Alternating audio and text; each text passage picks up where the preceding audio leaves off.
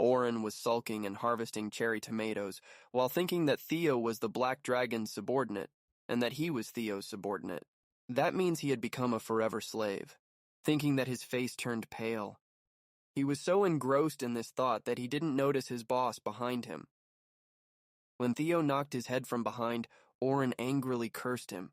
He wanted to continue scolding, but then Theo interrupted him and scolded him that he was only an intern, so why he was spacing out. Didn't he tell him to come quickly whenever he would be called? But that shithead was really angry this time. He had surpassed his anger all the time due to Sejun being the Black Dragon. He couldn't tolerate it anymore. He grabbed Theo's collar and cursed, "You bastard!" But then he noticed the big Elka wolf standing behind Theo, which scared him to the point he could not even speak. But the orange cat didn't notice this and continued his scolding. "What? Are you saying you're going to defy this deadly Theo, the head of the distribution unit and subordinate of Black Dragon?" Oren was still terrified by Elka. He immediately changed his behavior. Even the lizard would come second in changing color compared to this shithead. He brushed his paw on Theo's shoulder and tried to butter him up. "Oh dear, B-Boss Theo. I was startled because there was a bug on your shoulder and I was just trying to brush it off. How could I possibly dare grab you by the collar, boss?" Hearing his full buttered speech, Theo smirked. "Huh. Is that so? Behave yourself, or I can give you a good scolding." Oren showed his fake smile, which was very unsightly. Yes, of course." But he was crying internally. Theo ignored him and turned to ask the other two cats, "Interns, are you ready?" One of them replied, "Yes, we've fully filled our bundles with cherry tomatoes as per your orders." Theo directly checked with the status window and remarked, "Intern Mark filled his bundle the fastest, and intern Jeff answered me first, so I'll reduce your contract by 1 day each." Well, now we all know that darker shade cat is Mark, and the lighter one is Jeff. They were surprised and thanked in unison. Really? Thank you!" Oren saw everything with his eyes wide open. He tentatively asked, What about me?" But Theo smugly replied, "Intern Oren took the longest, so I shall add 1 more day." Now the audience can also feel that Theo was abusing his power, but that shithead deserves it. Oren was angry, but he could only swallow it, because Sejun was approaching them. He could only be aggrieved that why it was only him who had to suffer. When Sejun reached them, he had his old dagger and the Wuka's hatchet on his waist. He asked, "Theo, is everything going well? You're heading down now, right?" Theo replied, "Yeah, but these guys have the old type of bundles, so fewer things can go in." Sejun laughed and suggested, "You can slowly upgrade them when they do well in their work later." Theo agreed, but he noticed that Sejun was fully prepared for some reason. He asked, "But where are you going, Chairman?" Sejun excitedly replied, I'm off to the Western Forest." Hearing this, Theo was puzzled at first, then he could only stare at him with his mouth open. At this moment, Elka with his companion had arrived. Koeng and his mom had also arrived to march towards Western Forest with Sejun. But Theo jumped on Sejun, held his cheeks with his both paws, and asked with a worried expression, "Will you really be okay without me? Won't it be dangerous?" He had pinched his cheeks so much that Sejun couldn't even speak properly. Sejun crossed his arms over his chest and replied, "Koeng and his mom are coming with me. I wonder if your excessive concern is an offense to them." Well, Koeng was angry because of the sales cat Theo. He also wanted to know the reason for his concern. Sejun coaxed Theo, "And I told you, I have a secret weapon." Then he tugged his farmer hat smugly. Theo laughed and jumped down on the ground. "It's not because I'm anxious, it's because you're going to the Ents forest to face them head on." But Elka exposed Theo's thoughts unknowingly. "Sales cat Theo, are you saying this because you think it sounds fun?" Hearing this, the cat was startled at first, but then he composed himself and hurriedly clarified, No, it's really because I'm worried." Sejun had enough of his rambling. He ordered, "Hurry and go to work." We even have new interns, so show an image befitting of a sales cat. Theo sighed. Fine, I'll be back. Elka bid farewell to Sejun while Theo reminded, You gotta be careful, Chairman. But Kwang chimed in. I will protect Dad. Don't worry. Sejun, Kwang, and his mom raised their hand to say goodbye. Yeah, take care, you guys. And Theo led his distribution unit to earn some money. After they left, Kwang's mom asked, Shall we get going too, then? Sejun and Kwang both were excited to go to the western forest because their hands were itching. When the trio entered the forest, it was totally dark, and the trees had not a single leaf. Sejun was feeling a bit cold. The western forest, it's far more eerie than I imagined. He commented seeing the strange face pattern on those trees. The trees here look as if they died screaming. Kwang was feeling nauseous. They smell strange too.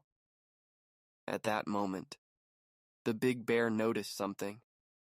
She smelled danger and alerted Sejun.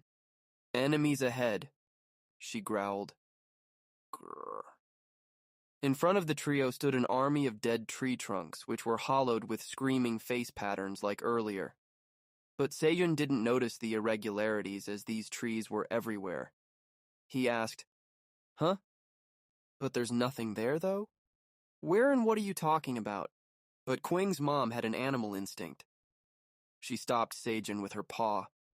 We must not go further than this.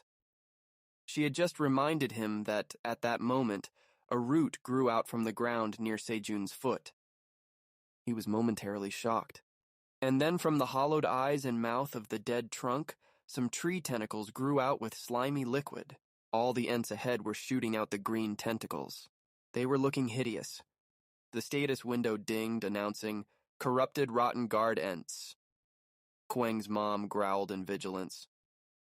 She was more alert than the other two, while Kwang wasn't feeling good because those rotten ents were smelling bad. He wanted to puke. Sejun felt a chill on his spine. Those were all completely tree zombies. Suddenly, the rotten tentacle moved from the hollowed face and eyes of the ents and wanted to attack Sejun. Fortunately, Kwang's mom acted swiftly and broke it in the midway, saving Sejun. But the army of those tree zombies was too large for the trio. They all shot the tentacle in every direction, and first, they restrained the big bear. They tightened the holds on her neck and arms. She was trying hard to break it, but to no avail. Sejun gritted his teeth because he wanted to use that secret weapon in an emergency, but he had to save Kwang's mom, otherwise it would be too late. He took off his hat and held his both hatchet and dagger in both hands. There was a flame hanging above the head. Well, we all know where it came from. Sejun smiled cheekily because it was time to use the flame of friendship, the secret weapon. But the next second, Kwang put his paw on his head. Sejun was dumbstruck. Kwang was so worried that his dad's head was on fire. He tried to put it off. He nervously slapped the flame with his paws, but it didn't extinguish. Sejun was really angry this time. He warned him that it was buff that Flame had put on him, and not to do things unnecessarily. Anyways, the flame of friendship strengthens and controls even the smallest spark. So he made the stance and rubbed both the weapon to make the spark. The friction between weapons was so intense that, after a few moments, the spark produced in the air, and with the help of the flame above his head, it had taken the exact shape of the burning flame, which got bigger and bigger, rejoicing Sejun. Then it attacked those tree zombies that were restraining Kwang's mom. It immediately caught fire onto them. The fire was getting bigger and bigger. It felt like roasting a rotten dead body. In very few minutes, the whole Ents army was sizzling in the fire, and the big bear was now free from those tentacles. Sejun put on his hat and hurriedly suggested to retreat. Kwang! Kwang's mom! Let's retreat! If something goes wrong, we may get the fire too. And then they ran towards the exit. Sejun was sitting on top of the big bear while Kwang was closely following them. The smoke was rising in the sky like a tornado. Sejun was nervous. Damn it, this is dangerous. The fire is spreading more quickly than I thought. Then he hurried the big bear. Kwang's mom, a bit faster, please. But Kwang's mom suddenly stopped. Sejun was stunned to see the scene ahead. There were more and more rotten zombie trees blocking their path, and they had no other way to retreat. Those Ents zombies were moving faster towards them with their extended tentacles. Kwang's mom asked Sejun if he could use the technique that he had used earlier again. Sejun was at first confused, but then he understood. Then he removed the hat and told Kwang to get ready because the next step, only Kwang could do it. Kwang replied in affirmation that he got it. Sejun took out his both weapons and glided their blades to make sparks like earlier, and commanded, "Flame of friendship!" At that moment, Kwang jumped up on his mom's back and leaped in the air. When he reached up to the flame that had just been produced, he slapped it hard. Kwang had utilized his all-power in this move, and then he sent it towards those rotten armies where it exploded with boom. The whole western forest echoed with that explosion, to the point where Minotaur kings and their subjects were startled by this incident. The Minotaur king wondered, "What's going on?" The rabbit family all stood in the direction of the western forest where the black smoke was rising. Sejun had informed them earlier that he had received the flame of friendship and was going to use it. So they wondered if they had gone to the western forest because, judging from the explosion, it was definitely the power of flame. At that moment, Sejun arrived and announced that they were back. They were really in a poor state. The explosion had also impacted them. After escaping from the disaster, Sejun wanted to drink water first. After freshening up, he sat on the stone near Flame in his underground cave. While Kwang was enjoying his honey drink with relish, Sejun commented, "I thought I was gonna die. Thanks to Flame's power, we're able to escape from the aggressive Ents." Hearing this, Flame replied, "It was a relief that I could be of help, Master Sejun." But the White Rabbit didn't agree with the Sejun's approach and nagged him. "You were reckless. No matter what, burning down the western forest is a bit—" But Sejun had his reasons, he replied. "The Ents keep invading every night, and I wanted to try Flame's power, though I didn't expect it'd be this strong." He yawned. "They won't be invading us for the time being, right? I'll be able to have a good night's sleep tonight." But the system dinged that the proficiency of beekeeping level 3 has been fulfilled, so it has leveled up and reached level 4. Sejun saw it. "Huh? I leveled up my beekeeping skill?" At this point, the queen bees came to Sejun. He asked, "Poison queen bees, what's wrong?" They had come to ask him about which flowers they should collect to make honey jelly. He was astonished. "Honey jelly? What's that? Did I get this after leveling up?" They happily replied, "Yes, it's a delicious and soft jelly that can enhance your talents." Hearing this, Sejun was shocked. "What? It can enhance my talents?" Apologies for the delayed episode, I had exams this month.